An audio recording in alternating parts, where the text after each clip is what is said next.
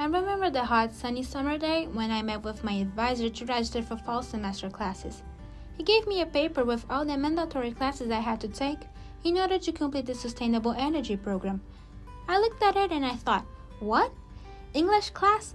I study engineering and I took ESL in the summer. I was questioning why I had to take classes that are not directly related to my major, whereas other CCI participants could choose the classes they wanted to. I tried to look on the bright side though, and I took it as an opportunity to enhance my English proficiency. I was just not counting on the fact that I had a lot to improve. In the second week, I had to switch my class to a different structure. I sat down in the classroom and started listening to my new professor. Don't forget that the first draft is due next week and the topic is enrollment. I closed my eyes for a second, then looked around, but all I could see was despair. I didn't know the US way of writing essays, let alone how to put my own thoughts into a formal English structure. I felt lost. When the class ended, everyone rushed out of the room, and I found myself looking at the whiteboard thinking, how am I going to write a 3-page essay on something when I have no idea what to say? I was sitting at my desk, my computer in front of me, Microsoft Word open, and a few sentences were written. Enrollment issues. What are enrollment issues? I wrote a couple more sentences and I felt stuck.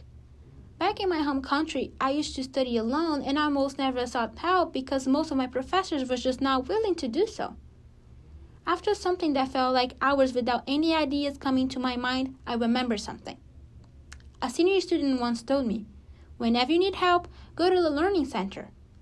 The Learning Center is a resource at college for students where tutors help them with their difficulties. So, I had to do something I always hesitate to do. Ask for help. I scheduled an appointment and we went through some ideas and discussed this essay structure and organization. I turned in the essay and when I got the result 2 weeks later, it was a perfect grade with just a few comments. However, writing one 3-page essay was not the only challenge. I had to write 2 more essays and rewrite all of them incorporating sources. I had to adapt and get used to the fact that writing is an important skill. The second essay was about self-care, which was not complex, but the third one I struggled with the most. Animation was the topic, and I chose The Simpsons, a cartoon I grew up watching. But what could I write about The Simpsons? I thought to myself, I've done 2 essays already, so why don't I go a little wild this time? My work was a Brazilian vision of all these stereotypes in The Simpsons.